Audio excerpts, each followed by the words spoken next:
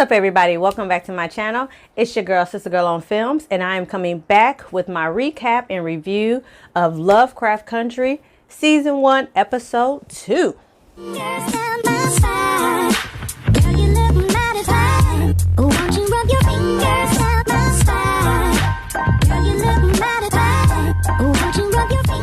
So this episode was not as high-paced, fast-paced as episode 1, which I wasn't mad at because I needed a breather, okay? Because if I had went from action to action, I probably would have had a mild heart attack. I'm just saying. The episode is called Whitey on the Moon. So Whitey on the Moon is actually, I guess you call it a song. Really, it's a spoken word piece by the legendary Gil Scott-Heron. And it really talks about how at the time when America was in the race to outer space with the Soviet Union, how they spent all this money and effort onto landing on the moon when black folks were in communities struggling, in some communities, struggling with poverty, just trying to make it, equal rights, all of that. And it really speaks to how some that are privileged, you know, have the ability to focus on shit that just ain't important, honestly, while other folks are down here just worrying about not getting bit by rats when they sleep, or finding something to eat, or trying to find a job, stuff like that. So it really talks about social class, racism, things like that. So I thought it was really interesting that that was the title of this episode, because we see that reoccurring theme a lot throughout the episode.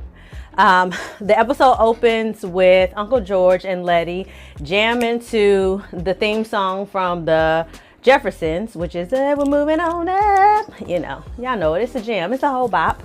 And so they're just having a good time. Just like nothing ever happened. Like they just were not almost eaten by vampires the night before. So in Uncle George's room, there's a bookcase full of all of his favorite books. He's excited. He can't believe his eyes. Letty is in a room with all these beautiful clothes that just happen to fit her perfectly. She's in heaven. And then we cut to Atticus, or Tick, in his room, and he is not celebrating a damn thing. He is like still tripping that the night before they encountered these monsters that they never seen before. And he's just not mesmerized by this place that they're in. He is just really trying to figure out what the hell is going on and where is my father. So there's this alarm that goes off, and when the alarm sounds, Letty, Uncle George, and Tick come out to the hallway, and Letty has on this bomb-ass equestrian outfit, looking like she's about to ride in the biggest equestrian competition in the world. She looks fly, okay? And so she's like, this place is great. Uncle George is like, I know, this is wonderful. And Tick is like, what is wrong with y'all? Like, y'all not questioning like what's going on? They're like, no, everything is great. And so William, who was the guy who opens the door at the beginning of, well, the end of the last episode, he just pretty much lets them know, hey, you know, you're a guest here. He kind of gives them a rundown on the estate and how it's basically a replica of the original plantation that used to be there that had burned down back in 1883. And the owners of the home are the descendants of Titus. I can't remember their last name. It was like Brainswaith. I wasn't gonna say it right anyway. But they are the direct descendants of him, Titus. So we'll just call him Titus. And so he's like, Atticus, you know, you also, you know, are a descendant of this family, as you already know. So, you know, what's ours is yours. You know, make yourself at home, that type of situation. And so Letty and Uncle George, they're taking full advantage of it. So they go to lunch on the patio, and Letty is ringing the bell for the butler because she like, child, you know, white folks don't use no seasoning. I need some salt for this food. And Tick he can't believe it. And so he gets upset. And he starts going off. He's like, y'all don't remember the monsters? Y'all don't remember the car crashing? Y'all remember none of that? And they're like, no, what are you talking about? And he's like, y'all cannot be serious. Like, I didn't make all this up. All of this really happened. So he's going off, and Uncle George is like, well, I need you to sit your ass down because we being watched right now. Sit down. So Tick sits down and he tries to get calm and you know, regain his senses. And we see like a little figure looking at them through the glass. And I'm assuming it's probably William, but it could have been Sam, who we find out later is Christina's dad. And so after they eat, William takes them, well, they go to the garage because they're like, we need to go and find my father. So we need to get out of here. We cannot stay in this place. And so they go to a garage and their car isn't crashed anymore. So we know at the end of episode 1, Letty crashed the car into the cabin in the woods. So we know as the audience that the car was crashed and that Atticus is not crazy. But now he looks even more crazy to Uncle George and Letty because they don't remember what happened. But for some reason, the car is fine. The only thing that is there is the blown out window from when them little hillbillies shot out the back window, and then there's some blood in the car, and that's about it.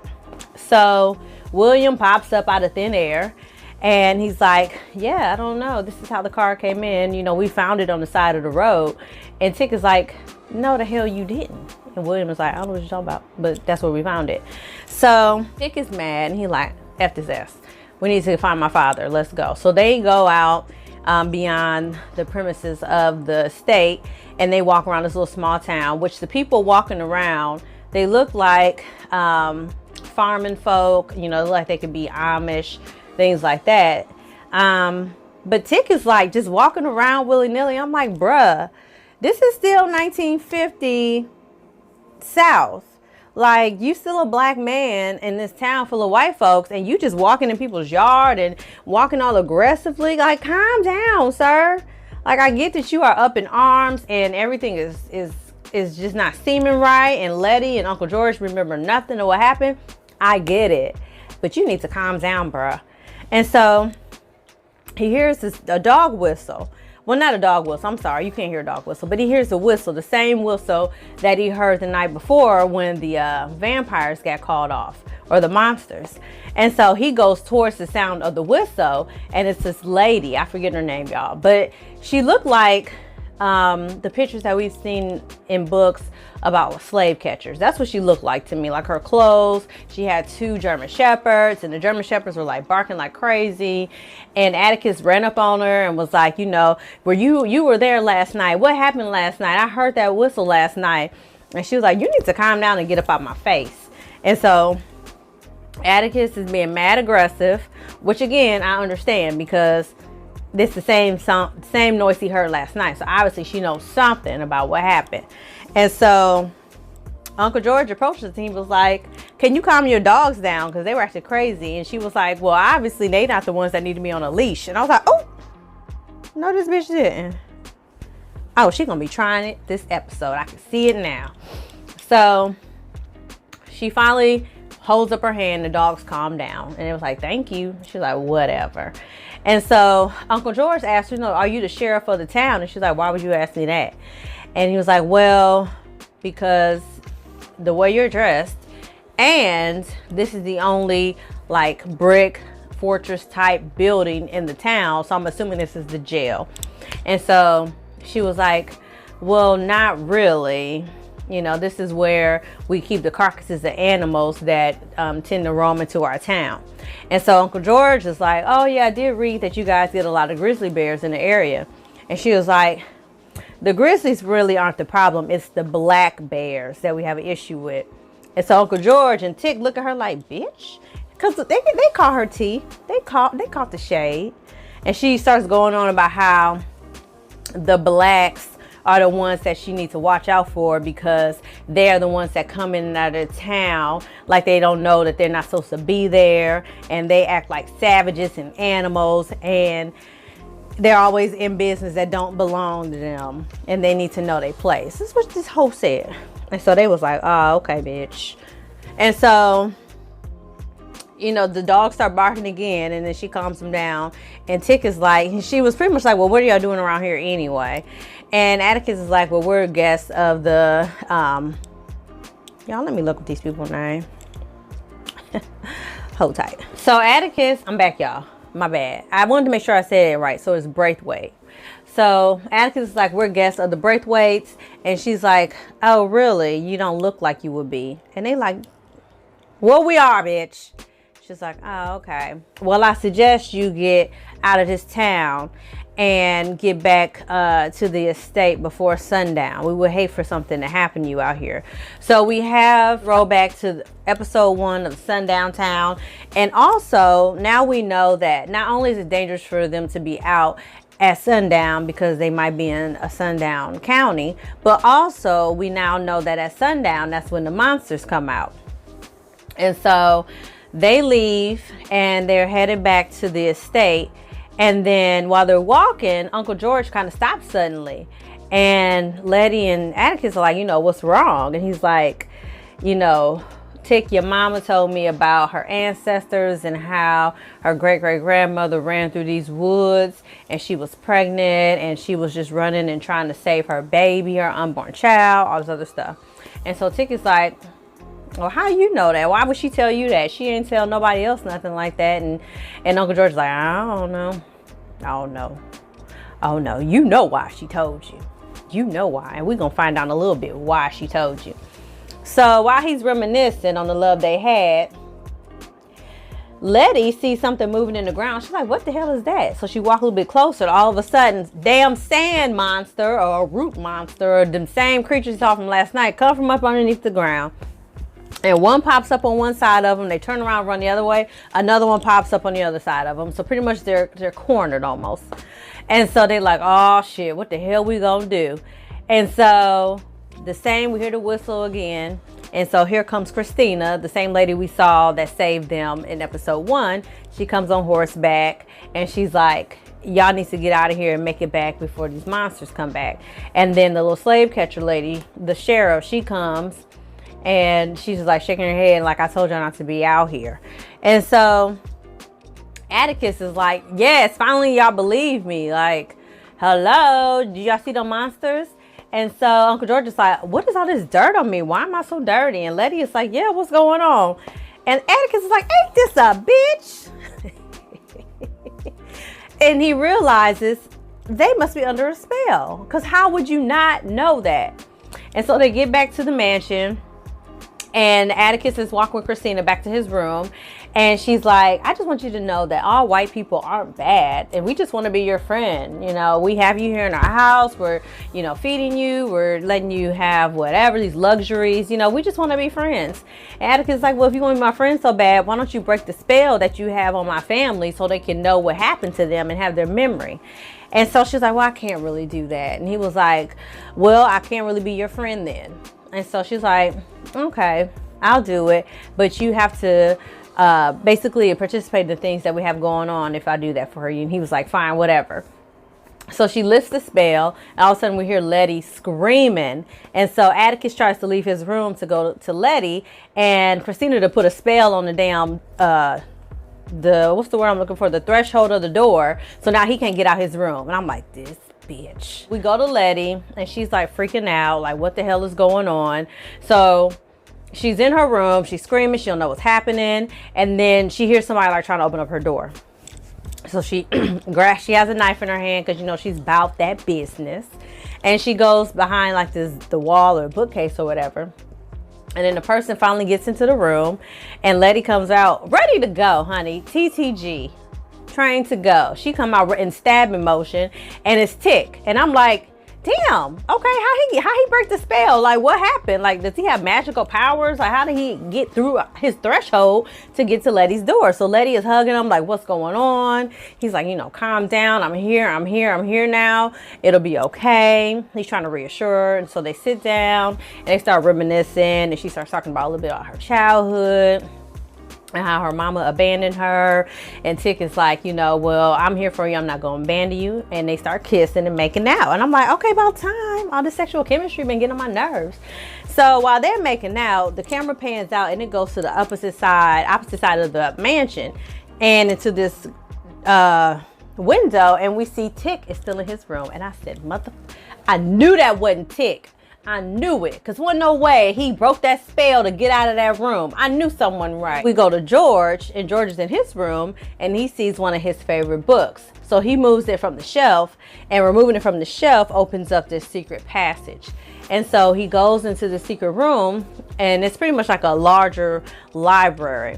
And so he sees this ancient ritual like handbook on the table, so he starts reading it.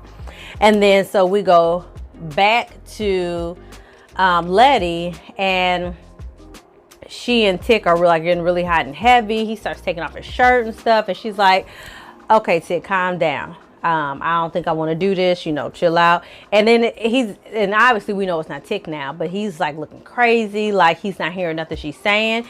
And she's like, Tick, you know, stop. And so he goes to unbutton his pants, and the snake comes out and it jumps at her. And so then we flip back to Tick, and then Tick is in his room, and he did some Morse code to Uncle George, and Uncle George was able to decipher that the word he was knocking on the panel was wizards. So he was trying to communicate to Uncle George that the people were wizards. And so he hears some more banging, backs away. He's like, what is that noise?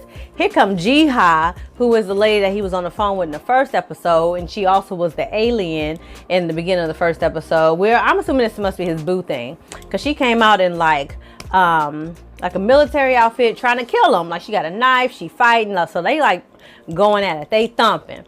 And then in George's room, he sees like this light out the sky, and then here comes, I forget her name, but it's Tick's mom. So she comes out, and he can't believe his eyes, because that is his love. And so they're slow dancing, and she's talking to him, and they're reminiscing about how it was when they were kids, and how, you know, his dream was always to be able to fly, and he can do that now with his children. And I'm like, children as in plural? Because I thought you only had one child, Uncle George. What the hell's going on? And why is it Tick's mama that comes to you and not your wife? Sneaking and creeping is what was happening. So Tick ends up killing Jiha, and he snaps her neck. He gets on top of her, he starts choking her and breaks her neck. George kisses his former boo on the forehead, and, you know, walks away, and it's like, you're not real, I'm not falling for this. And so pretty much he walks away from her, and then Letty ends up stabbing the fake Tick, and he ends up disappearing. So then we see the camera pan out again, and we see that their doorways are, you know, still pretty much open, but they don't know it, they can't tell because of the spell. And there's all these like white men watching them like they're animals in a zoo. So Christina is, I guess, being the guest, the hostess. And while she's, you know, proud of herself and she's able to do this spell and entertain them, one of the men is like, what is she doing here? So she really ain't welcome around all these men, but she's trying her damnedest to fit in. And so they are all shook, Tick, George, and Letty. And so the alarm that we heard in the beginning, it goes, sounds again. And then they are able to come out of their room, and they all just look distraught. And Letty, she can't even make eye contact with Tick because she just feels so ashamed and so like vulnerable, and just like she was attacked by him, even though she know it really wasn't him. And he just looks sad. Tick looks sad because he had to basically kill his boo thing. And so Tick asked George, you know, well, who did you see? And he was like, doesn't matter. But, ooh, Uncle George, I like you, but you being real sneaky right now. And so Uncle George, I love this part because he basically was like, this is what they want to do. They want y'all to think y'all are crazy. They want to get in your head so they can control you. Don't let these white folks get in your head and make you think that you're weak and you can't handle what's going on, because you are strong and you are a fighter and you don't give up. And so they breathed a little bit, you know, they were like, you right. And so they all group hugged it out. And then William comes, and he is, he told George, well, he told everybody that dinner will be ready in a little bit, and it's a black tie affair. And he told Letty, unfortunately, it's for the men only. So you can have, you know, lunch again on dinner on the patio, but you won't be able to attend the dinner. And so we get to the dinner, and it's like, like a secret organization, obviously. We know that from the beginning with all the pictures of Titus and stuff, that it's a secret organization. And so you have to be the elite or invited to this organization, or you're pretty much born into it. So this is why Atticus is able to be a part of it, because he's a descendant of Titus. So they get to the dinner, and they looking good, honey, in their little tuxedos. They look real dapper. And so these fine black men walk in, and all these white men can't take it and staring at them. And so William escorts Tick and George to their seat, and he says to them, you know, just because they don't think you deserve to be here does not mean you don't belong. And I said, that's right, honey. Because there's a lot of doors they be trying to close to black folks. And baby, we belong here, honey. We earned our way here, or this is our birthright, and we deserve to be here just like you. You might not have to like it, honey, but get used to it. That's how I felt. So in walks Sam in this cloak and this robe, because he's obviously the leader of this organization. And he goes into this whole speech about how they're the sons of Adam, and you know, they want to have immortality, and they're whatever, they're elite and this bullshit. And so he said, you know, Adam gave his rib to create Eve as a sign of connection, or whatever he said. And he was like, so I'm going to do the same thing for you. And so the wait staff brings out their dinner for the night, which is a piece of Sam's liver that Christina cut out in the beginning of the episode. And so Uncle George is looking at it, and Tick is like, don't eat that, because Tick saw when the liver got removed, so he knew what was up.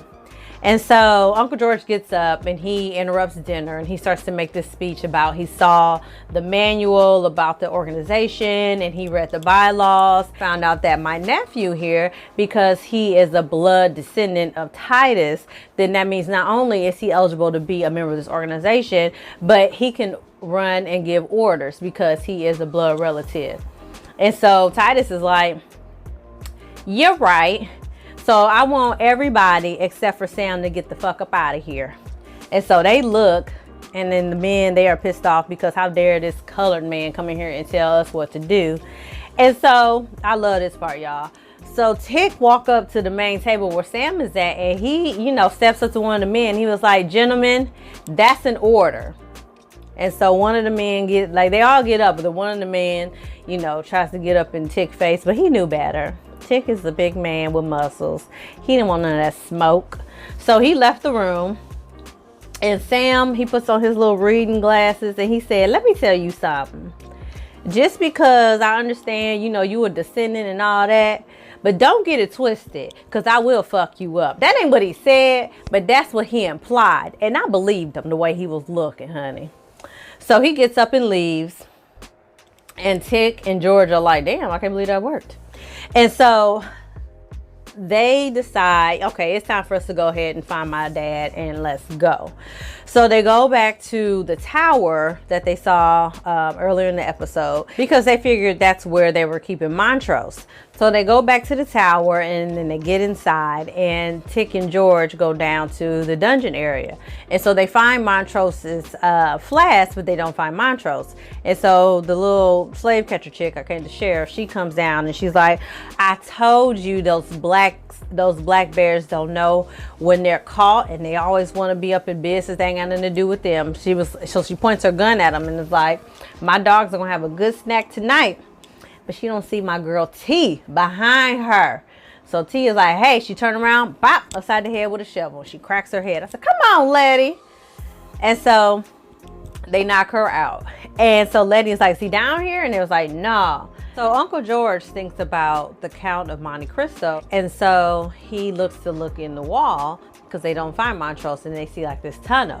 And so they realize that Montrose was able to get out. So they go back up top, and then so we get this shot of Montrose coming out of the dirt with his hands shackled, and he was able to free himself. And so as he comes up out of the dirt, George very casually is like, Montrose, what's up? And he sees him. He's like, what the hell y'all doing here? And George is like, what you mean what we doing here? We're here to save you. And Montrose is like, I don't need y'all help. I can save myself. I said, I know he did.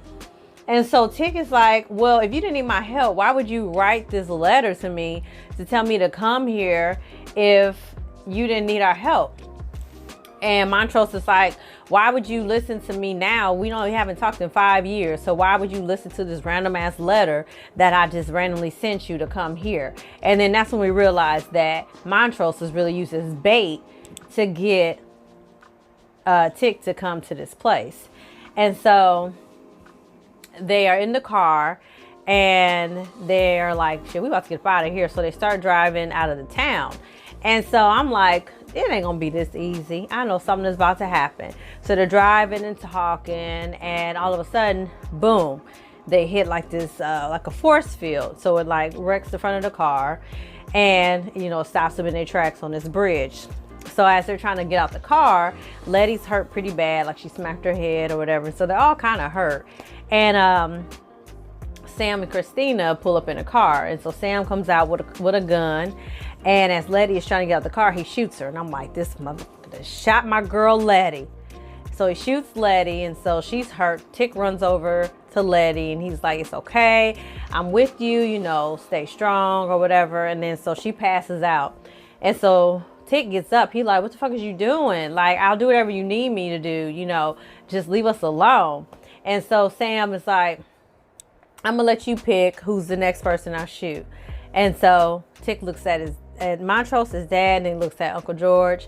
And then we see the gun pointed towards Uncle George, gunshot, and the screen goes black. And then so the next scene is Tick's fine, muscular self, butt naked, being sponge bathed by all these little handmaids. And so Christina walks into the room. I said, girl, you just want to see that black schlong. You ain't slick, girl. So she walks in and she's feeling away because now Tick has agreed to participate in this ritual so Letty and George can be saved. And so she shows him an image of Letty recovering from her gunshot wounds, but Uncle George is still in the bed shot.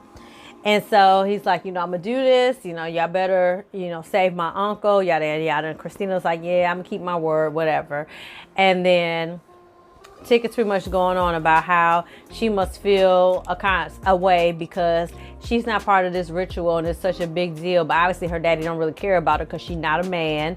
And so Christina's like, yeah, I think it's messed up that, that you're able to come and just immediately, be able to do these things because you're a man. And Tick is like, yeah, and a black man at that. So you must feel real dumb. He didn't say that, but that's what he alluded to.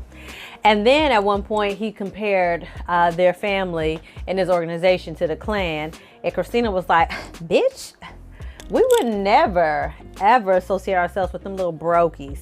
That's pretty much what she said. So then the next scene is pretty powerful because that's where the ritual happens.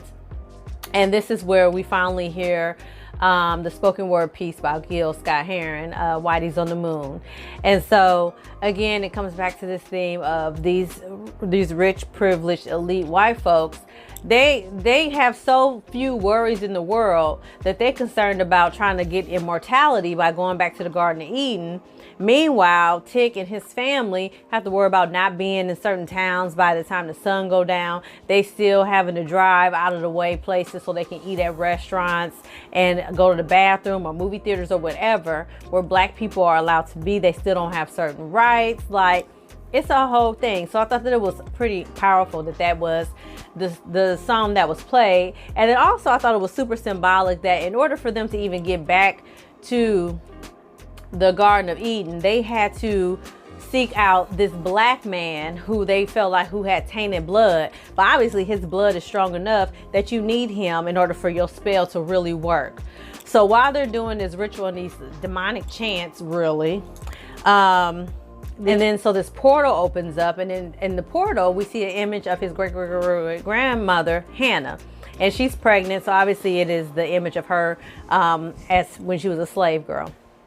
And so he's reaching out to her, and it was so powerful because just the image of her gave him the strength to resist this spell. And so as a result, the spell didn't work. And so Sam and all his little cronies were turned to stone. And so then the house started to collapse around him and it started to burn down. So Tick starts to run through the house, and Hannah is guiding him out of the house. I said, yes, honey, you better rely on your ancestors. So she gets to the entrance, and to me, it was almost like a double meaning. Like, she looked back and she kind of locked eyes with Tick. And I felt like it was kind of like to make sure, number one, he got out of the house, but then also she wanted to see that motherfucking house burn down twice. And I said, yes, sis, watch it burn down again. So the house burns down. Letty and George and Montrose make it out of the house. And so Letty calls out to Tick and he hugs her, but then he can see on the look of her face that something ain't right. So they run to the car, and Uncle George is in the back seat of the car. And so because he had to get out of bed and run out of the house because it was crumbling down around him, it really did not help his wound at all. So he ended up dying. And so he's in the back seat with Montrose, and it was so sad, y'all. Tick got to the car. He saw me. He was like, Pop. He screams out, Pop. And I'm like, is he saying Pop because his dad is in the car, or because he kind of low-key always knew that George was his daddy? Because I didn't say this, but George George and Montrose talked about Tick being George's son, and Montrose was like, you know, we ain't gonna talk about that. We squashed that years ago. Don't start bringing that shit up now. And George was pretty much like, well, if I don't make it out of this, you're gonna be the only thing that Tick has left, and I want you to take care of him. So Tick gets to the car, he yells out Pop, and then he just starts sobbing and crying and acting his ass off, honey, because that's what happened in the scene, honey. I said, yes, come on, best lead actor in a performance. And he cries and sobs. He's like, I'm so sorry. I'm sorry, Uncle George. I'm sorry. I'm sorry. And then the scene ends and the episode is over. So yeah, y'all, this was a pretty decent episode. To me, it wasn't as good as episode 1, but it had a lot of symbolism. It really touched on elitism, definitely racism again. It really kind of hit on feminism a little bit, and chauvinism and things like that. But yeah, y'all, this episode was pretty entertaining. So I'm looking forward to the next upcoming episodes. They showed us some clips, and it looks like it's going to be pretty awesome. So let me know in the comments below if you saw this episode and how you felt about it. And as always, like this video, share this video, subscribe to my channel, and I'm going to see y'all next time for something else. Thank you so much for your support, and I'm going to see y'all next time. Holla.